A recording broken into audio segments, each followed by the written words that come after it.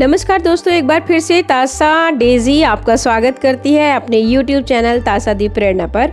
उम्मीद करती हूँ आप सब स्वस्थ होंगे, मस्त होंगे और मेरी वीडियोस आपको पसंद आ रही होंगी। और इन वीडियोस को पसंद करने के लिए आप लाइक, सब्सक्राइब और शेयर करते रहिए। अपना प्यार इसी तरह से बनाए रखिए।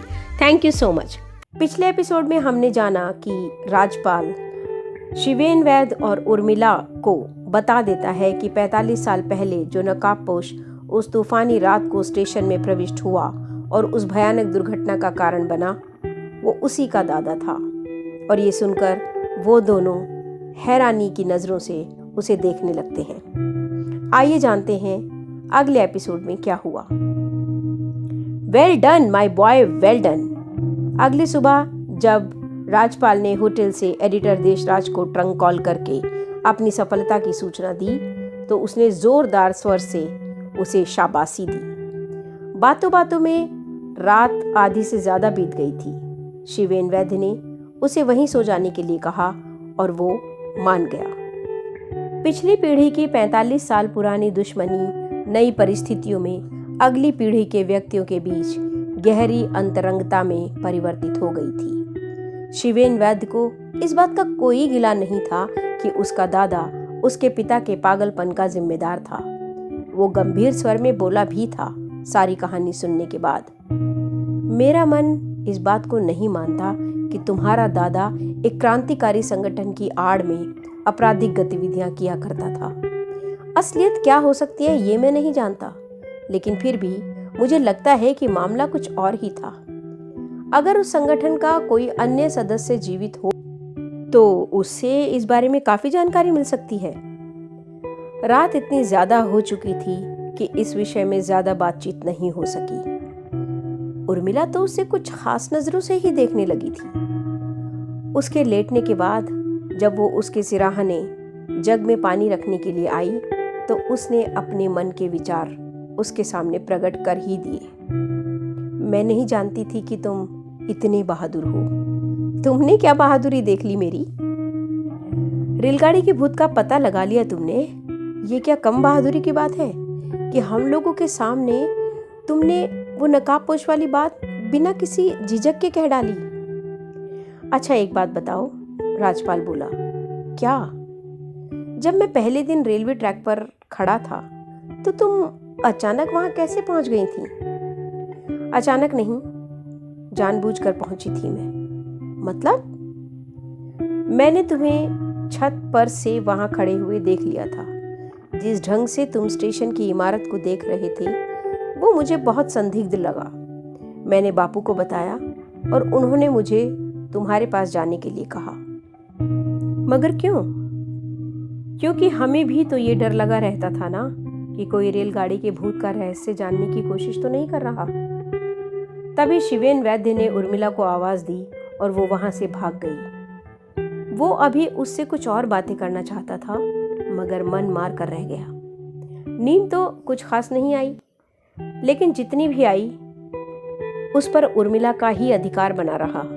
उसकी समझ में नहीं आया कि उर्मिला रात भर क्यों उसके सपने में आती रही। सुबह चाय इत्यादि पीकर होटल चलने के लिए हुआ तो शिवेन वैद्य ने आग्रहपूर्ण स्वर में उससे कहा, दोपहर का खाना हमारे साथ ही कीजिए, उर्मिला बहुत अच्छा खाना बनाती है। निमंत्रण स्वीकार कर लिया उसने। अकेला अवसर देखकर उर्मिला ने उससे पूछा, तुम्हें क्या पसंद है? जो तुम्हें पसंद है, बोला राजपाल। ज्यादा बात करने का तो मौका नहीं मिला क्योंकि शिवेन वैद्य उसे बाहर तक छोड़ने के लिए आ गया था। होटल पहुंचते ही उसने एडिटर देशराज को ट्रंक कॉल की। उसने जोरदार शब्दों से शाबाशी देते हुए कहा, मुझे ये तो उम्मीद थी कि तुम ये रहस्य जान लोगे, लेकिन इतनी जल्दी जान लोगे इस बात की उम्मीद नहीं थी मुझे। अपनी इस सफलता पर बधाई स्वीकार करो मेरी। Thank you sir. अब तुम फौरन अपनी रिपोर्ट लिख कर दो ताकि उसे तुरंत छापकर जनता के सम्मुख प्रस्तुत किया जा सके। मेरा ख्याल है सर कि इस खबर को अगर अभी ना छापा जाए तो बेहतर होगा। क्या बकते हो? दूसरी ओर से एडिटर देशराज की दहाड़ सुनाई दी उसे। ऐसी धांसू खबर ना छापी जाए, ऐसा कैसे हो सकता है? मैं उससे भी ज्यादा धांसू खबर हासिल करने की कोशिश में हूं सर। मतलब 45 साल पहले यहाँ जो भी कुछ घटा, मैं उसकी वास्तविकता का पता लगाने की कोशिश कर रहा हूं। मैं कुछ समझा नहीं। मैं ये जानने की कोशिश कर रहा हूं कि टूटे हुए पुल से गुजरने के बाद ट्रेन गई कहां। ये तो सभी जानते हैं कि टूटे हुए पुल से गुजरती हुई ट्रेन बाढ़ से उफनती हुई नदी में जा गिरी और उसे अपने साथ बहाती हुई ले गई। उसे अपने साथ बहाती हुई कहां ले गई सर? आखिर तुम कहना क्या चाहते हो? देशराज ने पूछा। लोगों का कहना है कि दुर्घटना के बाद न तो ट्रेन का इंजन मिला और न ही कोई डिब्बा और न किसी की लाश ही मिली। मत भूलिए कि हम किसी तिनके अथवा लकड़ी के लट्ठे की बात नहीं कर रहे हैं, बल्कि एक पूरी रेलगाड़ी की बात कर रहे हैं। कैसी भी बाढ़ से उफनती हुई नदी क्यों न हो, वह किसी ट्रेन का अस्तित्व इस तरह समाप्त नहीं कर सकती कि उसके ध्वंसावशेष तक ना मिल सके। Very good point. तुम्हारे ख्याल में क्या हुआ होगा? पूछा देशराज ने। ये मैं अभी कुछ नहीं जानता, राजपाल बोला, मगर इस बारे में अगर किसी दुर्घटना की जांच करने वाले विशेषज्ञ से कोई विचार विमर्श कर पाता तो शायद बेहतर होता। इसका प्रबंध तो मैं कर दूंगा। देशराज का स्वर सुनाई दिया। अभी मैं मिस्टर नाइक को फोन करता हूं। अगर वो मिल गए तो कल तक तुम्हारे पास राजापुर पहुंच जाएंगे। मगर तुम रेलगाड़ी की भूत की खबर छपने से क्यों मना कर रहे हो सकता है कि इस खबर के छपने से श्रद्धालु व्यक्तियों की भावनाओं को ठेस पहुंचे और उन्होंने उत्तेजित होकर यदि कोई आंदोलन वगैरह छेड़ दिया तो मुझे अपनी खोजबीन करने में परेशानी हो सकती है। नहीं, तुम अपनी खोज चालू रखो और उसके लिए किसी भी बात की कमी महसूस मत करना। जिस चीज की जरूरत हो मुझसे कहो। खर्चे वर्चे की भी कोई चिंता मत करना तुम। आपके होते हुए मुझे क्या चिंता सर। और रेलगाड़ी के भूत की खबर को एकदम दबा कर रखना। कहीं ऐसा ना हो कि ये खबर लीक हो जाए और अन्य अखबार इसे हमसे पहले छाप दें। ऐसा नहीं होगा सर, राजपाल ने विश्वास दिलाया। वैसे एक प्रार्थना आप फौरन छाप दीजिए। और वो क्या? यही कि अगर आजाद मंडल नामक क्रांतिकारी संगठन का कोई सदस्य अभी भी जीवित हो अथवा उस व्यक्ति के पास किसी इस तरह के संगठन से संबंधित कोई रिकॉर्ड है तो वो हमसे तुरंत संपर्क करे। उसे आने जाने के किराए के अलावा भरपूर इनाम भी दिया जाएगा। इससे क्या होगा? देशराज ने पूछा। मत भूलिए सर कि स्टेशन को लूटने वाला वो नकाबपोश इसी संगठन से संबंधित था, बल्कि एक किस्म से इसका नेता ही था। और तुम्हारा दादा भी। मेरा दादा भी सर। ठीक है नौजवान, पूरी तैयारी के साथ अपनी खोज में लगे रहो। किसी चीज की भी जरूरत हो तो मुझसे तुरंत कहना। Wish you all the best, good luck and हाँ, मैं कोशिश करके मिस्टर नाइक को तुम्हारे पास सुबह ही भिजवाने का प्रबंध करता हूँ। कल रात आपने एक बात कही थी। दोपहर के खाने के बाद जब दोनों ने एक एक पान दबा लिया तो राजपाल ने शिवेन वैद्य से कहा। उर्मिला रसोई घर के अन्य कामों में उलझी हुई थी। क्या? शिवेन वैद्य ने पान की गिलोरी को एक कल्ले में दबाते हुए पूछा। यही मेरे दादा के बारे में कि आप नहीं मानते कि मेरे दादा उस क्रांतिकारी संगठन का उपयोग अपनी अपराधपूर्ण गतिविधियों के लिए करते थे? हाँ, कहा था। ये सिर्फ आपके मन की कल्पना मात्र है या इसके पीछे कोई आधार भी है? आधार है मेरे पास। क्या? अगर उस नकाबपोश को हम साधारण लुटेरा मानते हैं तो ये अनुमान लगा सकते हैं कि वो दिन भर के टिकटों की बिक्री लूटने की खातिर अचानक ही उस स्टेशन में घुस आया। फिर जो भी कुछ हुआ वो सब अचानक ही घटता चला गया। राजपाल बोला कुछ नहीं, केवल प्रश्नपूर्ण दृष्टि से शिवेन वैद्य के चेहरे की ओर देखता रहा। लेकिन ऐसा नहीं था। पास रखे पीकदान में थूकने के बाद शिवेन वैद्य ने कहा, तुम्हारी जानकारी के मुताबिक वो आजाद मंडल नामक क्रांतिकारी संगठन से संबंधित थे। शायद नेता भी थे। तुम्हारे ही मुताबिक ये भी कहा जाता है कि वो उस संगठन का उपयोग आपराधिक गतिविधियों के लिए किया करते थे। मैं इस बात को नहीं मानता। कम से कम उस रात तुम्हारे दादा ने जो भी कुछ किया वो अपराध वृत्ति से प्रेरित नहीं लगता मुझे। मैं आपकी बातें समझ नहीं पा रहा हूँ, पूछा राजपाल ने। अपने पिताजी के कागजातों से मुझे ये जानकारी मिली है कि उस जमाने में राजापुर स्टेशन पर टिकटों की बिक्री ना के बराबर ही होती थी। दिन भर में 5 रुपए की बिक्री भी मुश्किल से ही हो पाती थी। हाँ, जिस रात की ये घटना है उस दिन जरूर कुछ ज्यादा बिक्री हुई थी, कुल 12 रुपए 36 पैसे की। जब कोई संगठन अथवा उसका नेता किसी भी कारणवश लूट की योजना बनाता है तो वो लूटने वाली जगह की छानबीन करता है और एक पक्का अनुमान लगाता है कि लूट के बाद कितनी रकम उसके हाथ लगेगी।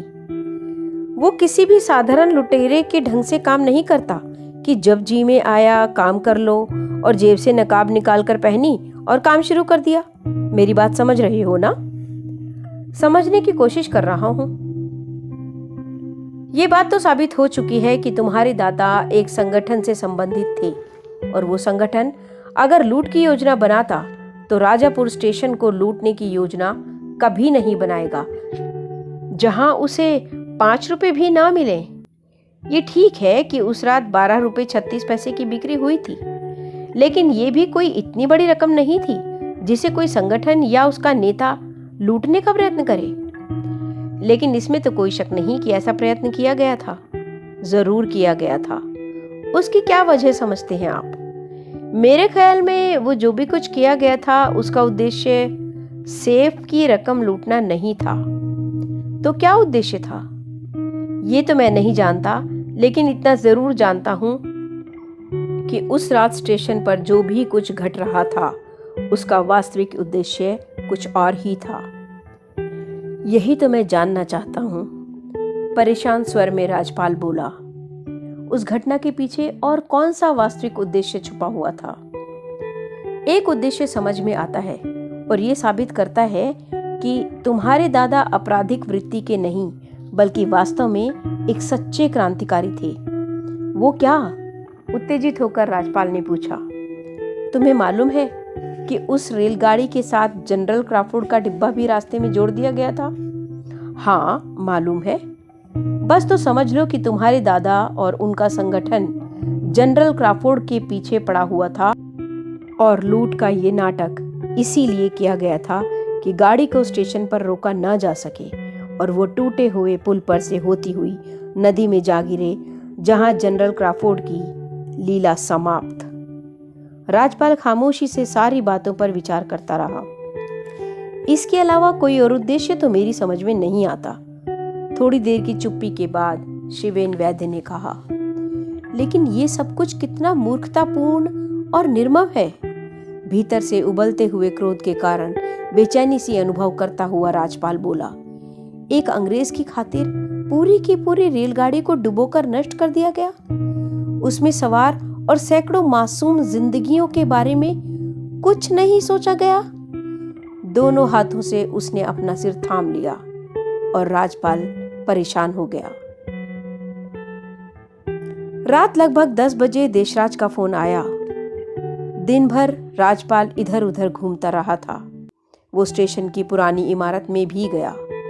वहां खड़ा वो 45 वर्ष पुरानी उस घटना की कल्पना करता हुआ सोच रहा था कि अगर उसका दादा स्टेशन लूटने के इरादे से नहीं आया था तो फिर क्या अन्य उद्देश्य हो सकता है?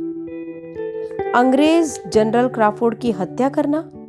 लेकिन उसके लिए इतना सर अंजाम करने की क्या जरूरत थी कि पहले पुल को उड़ाया जाए, फिर ऐसी स्थिति उत्पन्न की जाए कि गाड़ी को रोका न जा सके और सीधी नदी में जा गिरे?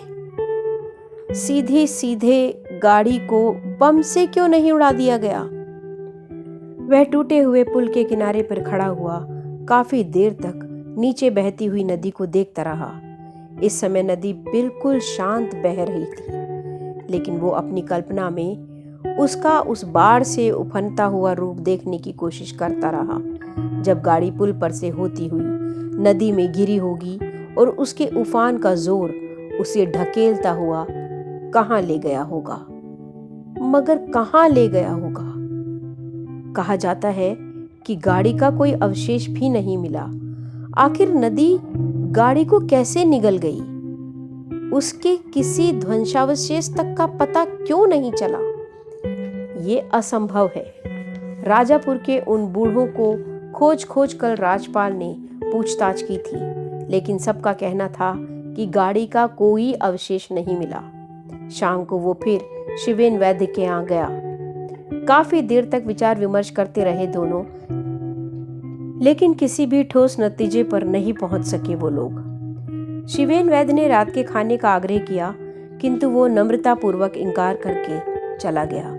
उसने महसूस किया था कि उसके इनकार पर उर्मिला को बहुत गुस्सा आया, किंतु उसने नजरें चुरा ली थी। होटल में खाना खाकर अपने कमरे में पहुंचा और सोचता रहा। 10 बजे के करीब देशराज का फोन आ गया। मैंने नाइक से संबंध तो स्थापित कर लिया है, देशराज ने अपनी जोरदार आवाज में बताया। वो बंगलोर गया हुआ है, कल आ जाएगा। परसों मैं हेलीकॉप्टर से उसे तुम्हारे पास भिजवा दूंगा, लेकिन वो वहां रुकेगा नहीं, उसी दिन लौट आएगा, क्योंकि अगले ही दिन उसे फिर से बंगलोर वापस जाना है। मैं कोशिश करूंगा कि इतने ही वक्त में ज्यादा से ज्यादा जानकारी हासिल कर सकूं, राजपाल बोला। वैसे जब मैंने उसे 45 वर्ष पहले हुई इस दुर्घटना के बारे में बताया था कि रेलगाड़ी का कोई अवशेष नहीं मिला, तो उसने कहा, क्या कहा उसने? बेताबी से पूछा राजपाल ने। वही तो बता रहा हूं, देशराज की आवाज आई। उसने कहा कि बिना तथ्यों को जांचे परखे तो वो कुछ नहीं कह सकता, मगर एक कारण के बारे में अनुमान लगाया जा सकता है। उसी कारण को तो मैं जानना चाहता हूँ, फिर से राजपाल ने पूछा। उसने कहा कि अगर पुल के आसपास की नदी का तल ठोस न होकर दलदली हो तो ऐसा संभव है, यानी समूची गाड़ी का कोई भी अवशेष ना बचे। हाँ, मगर कैसे? नाइक का कहना है कि अगर नदी का हिस्सा दलदली या फिर पोला हुआ तो ट्रेन पुल पर से गिरते समय अपनी तेज गति और भारी वजन के कारण उसमें जड़ तक धंस सकती है। उस हालत में ट्रेन के अवशेषों का ना मिलना संभव है। ओह, राजपाल ने कहा, लेकिन नाइक का कहना है कि सिर्फ अनुमान ही है, कोई ठोस निष्कर्ष नहीं है ये। लेकिन मुझे लगता है कि ये बिल्कुल सही अनुमान है उनका, राजपाल ने विचारपूर्ण स्वर में कहा। निश्चित रूप से ऐसा ही हुआ होगा। तो फिर मैं नाइक को नहीं भेजूं यहाँ? जरूर भेजिएगा, राजपाल ने अपने शब्दों पर जोर देते हुए कहा। जो व्यक्ति वहां बैठे बैठे इतना सटीक अनुमान लगा सकता है, तो वो घटना स्थल का निरीक्षण करने के बाद तो और भी बेहतर और ठोस जानकारी देगा ना। तो ठीक है, मैं परसों भिजवाता हूँ वहां। और हाँ, अखबार में वो निवेदन प्रकाशित करवा दिया है मैंने, वो आजाद मंडल के सदस्य वाला। हाँ, वही। कोई रिस्पॉन्स आया कि नहीं अभी तक? अभी तो नहीं, लेकिन मेरा इरादा इसे कम से कम 1 सप्ताह तक लगातार छापने का है। अगर तब तक कोई जवाब नहीं आया तो इसे बंद कर देंगे। देशराज से बात करने के बाद राजपाल ने होटल के रिसेप्शनिस्ट से पूछताछ की। यहाँ कहीं गोताखोरी की पोशाक मिल जाएगी? राजापुर में तो नहीं मिलेगी सर। तब कहाँ मिलेगी? कह नहीं सकता, शायद दारागंज में मिल जाए। दारागंज? राजपाल ने धीरे से इस शब्दों को दोहराया। क्या हुआ इसके बाद? क्या कहानी का नया किरदार नाइक रेलगाड़ी के रहस्य को जानने में कामयाब हो सका? क्या करेगा देशराज गोताखोरी की पोशाक का?